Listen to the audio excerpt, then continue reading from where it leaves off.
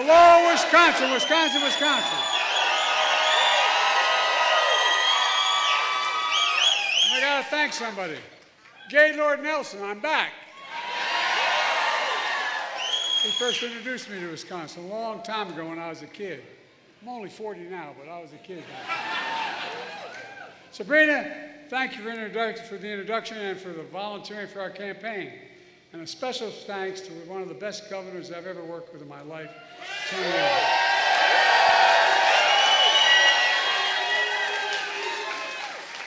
You've got a former governor, Jim Doyle, Madison mayor of this city. And look, we got a guy who has a tough time winning an election. He only gets 70% of the vote, Congressman Mark Pocan. And so many local leaders are there, including the chair of Wisconsin Democratic Party, Ben Wickler. Ben, hello. Oh, Ben. Folks, did you have a good 4th of July? By the way, if you wonder whether Trump has it all together, did you ever hear how he explained the 4th of July when he was president? No, I'm serious. This is true. His explanation how America won the Revolutionary War, I'm not making this up. He said in his 4th of July speech 5 years ago, he said, George Washington's army won the revolution by taking control of the airports from the British. To talk about me misspeaking, airports and the British in 1776? It's true, he is a stable genius, this man. My friends, I'm in Wisconsin for one reason, because we're going to win Wisconsin again. We're going to win it.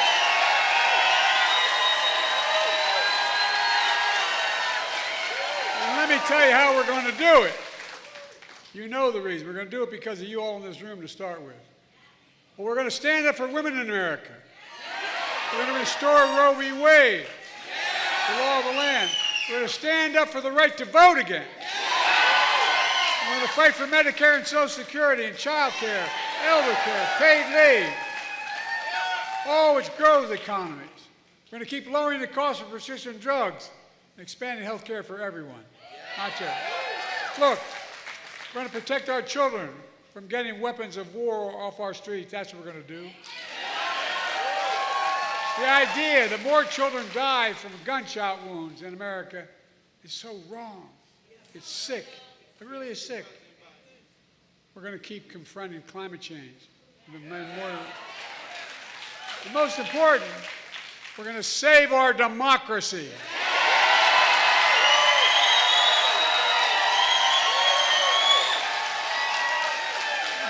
Now, you probably heard we had a little debate last week. Can't say it was my best performance. But ever since then, there's been a lot of speculation. What's Joe going to do? Is he going to stay in the race? Is he going to drop out? What's he going to do? Well, here's my answer. I am running and going to win again.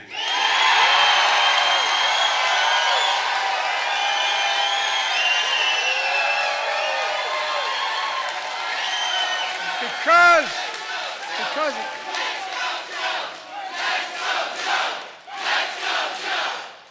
going to go. Folks, I'm the sitting president of the United States of America in no small part because of you. Not a joke, in 2020, you came through for me. I'm the nominee of the Democratic Party. I'm the nominee of this party because millions of Democrats like you just voted for me in primaries all across America. You voted for me to be your nominee, no one else. You, the voters did that. And despite that some folks don't seem to care who you voted for, well, guess what? They're trying to push me out of the race. Well, let me say this as clearly as I can. I'm staying in the race. I'll beat Donald Trump. I will beat him again in 2020. Well, by the way, we're going to do it again in 2024. I learned long ago, when you get knocked down, you get back up.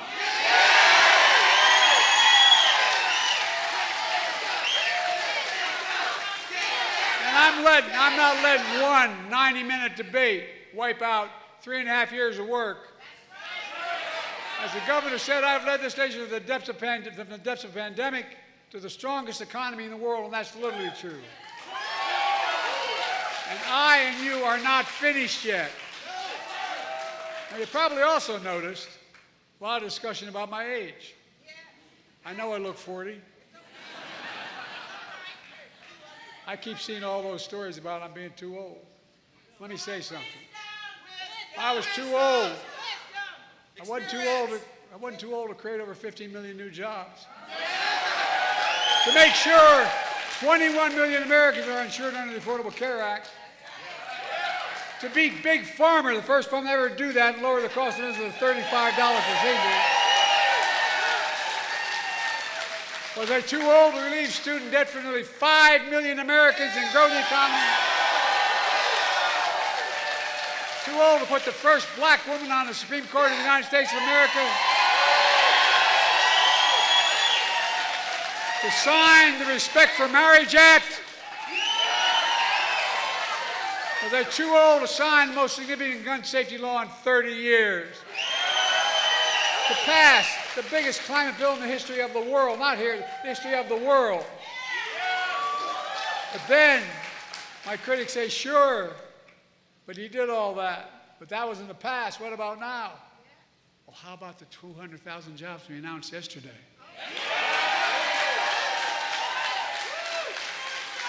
So let me ask you, what do you think? You think I'm too old to restore Roe v. Wade to law of the land? No. You think I'm too old to ban assault weapons again? No.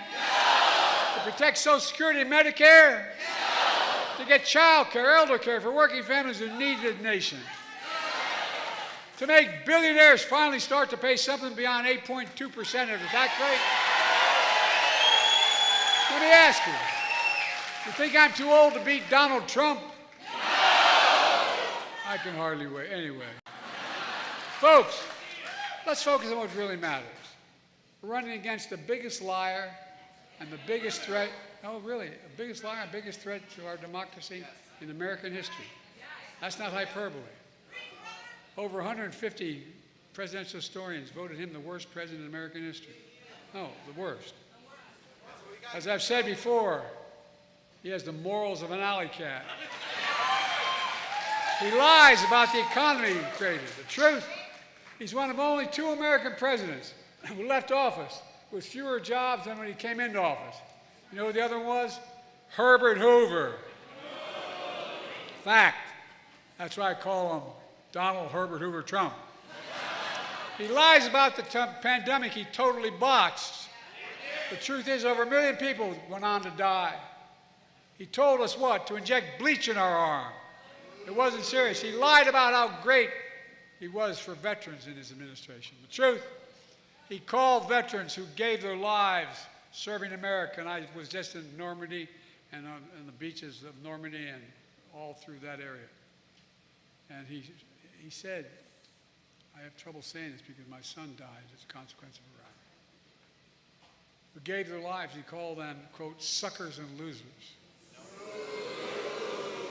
By the way, I'll be damned. I'm glad I wasn't with him because I'll be damned to let him talk about my son that way. That's right. But how do we know he said this? That I'm not making this up.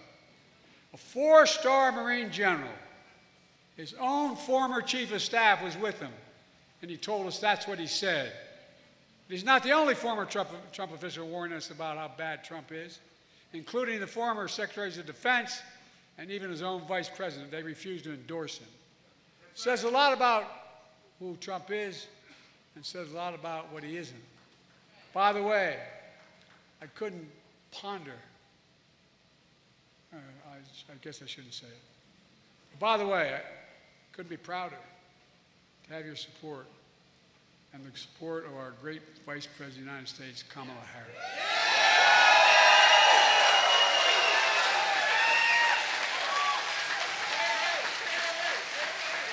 Trump is a convicted felon, found guilty, 34 felonies, trying to hide hush money payments to a porn star. Another jury found Trump sexually assaulted a woman in a public place, and he's been fined $90 million for defaming her. $90 million. They've only been bankrupt about 20 times, but I don't know. This so-called great businessman owes over $400 million in fines after being convicted in New York State of business fraud. Already convicted. Fined $400 million. Donald Trump isn't just a convicted criminal. He's a one-man crime wave. But Trump's biggest lie of all is he had nothing to do with the insurrection of January 6th. We all saw with our own eyes. We saw he sent thousands to attack the Capitol. We saw police being attacked, the Capitol being ransacked, the mob hunting for Nancy Pelosi, gallows set up to hang Mike Pence. Let me ask you something.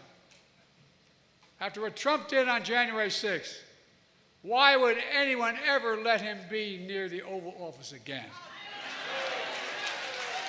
Folks, the issue of this election is, what kind of America do we want to be?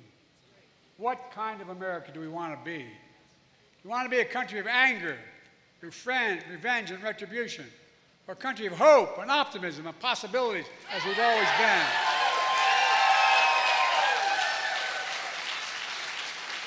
I want a country where women have a right to make their own health care decisions.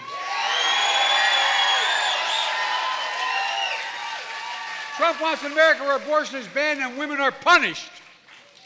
I want an America where health care is a right, not a privilege. Trump wants to throw tens of millions of people who couldn't get insurance any other way than Obamacare off of Obamacare. I want America where the very wealthy begin to pay their fair share. Trump wants to give the very wealthy an additional, last time out when he was president, he gave them a $2 trillion tax cut, creating the largest deficit any president has in one term. Now he's announced he wants another $5 trillion tax cut, after already leaving the largest deficit. It's hard to make this up. I want to protect Social Security and Medicare. He wants to cut Social Security and Medicare so he can cut taxes for the very wealthy. I want to ban assault weapons, require universal background checks. You all heard him promise the NRA. He promised the National Rifle Association, I will do nothing about guns. That's what he said. I will do nothing about guns. And he means it. I want January 6th insurrectionists to serve their full prison terms. Trump wants to pardon them. Folks, you can't be pro-insurrectionist and pro-American at the same time.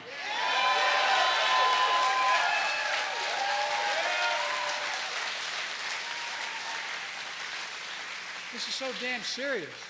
You can't love your country only when you win. Look, you've been standing a long time. Let me close with this. Ultimately, the American presidency is about character. The character of the president who holds the job. Because with the immunities the Supreme Court just talked about, it gets down to that. It gets down to that. It's about honesty.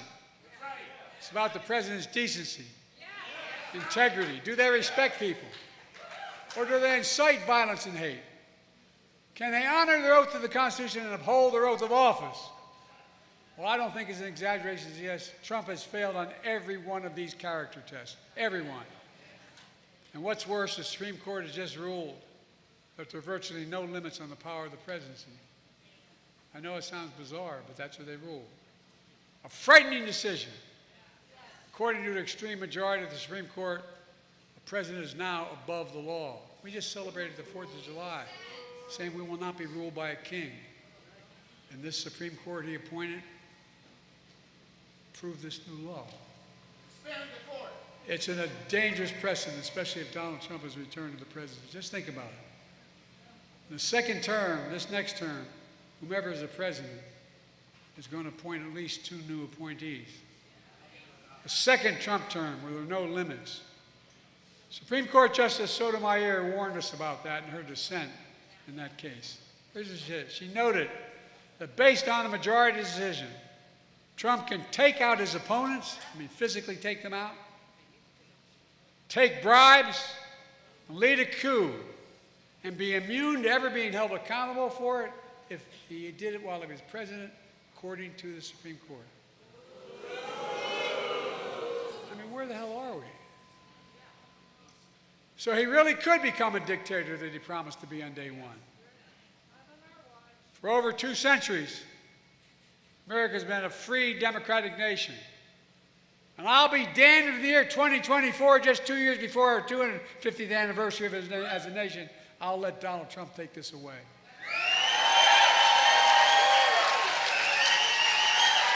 Folks, this is not hyperbole. This race is about our freedom. It's about our democracy. It's about the very soul of America. Are we prepared to fight for that? I know I am, and I will. And folks, I have never been more optimistic about America's future, because the American people are decent, good, honorable. You just have to remember who in God's name we are. We're the United States of America. Think about it. Think about it in literal terms. And there's nothing beyond our capacity when we stand together. So let's stand together, win this election, and exile Donald Trump politically. God bless you all, and may God protect our troops. Thank you, thank you, thank you.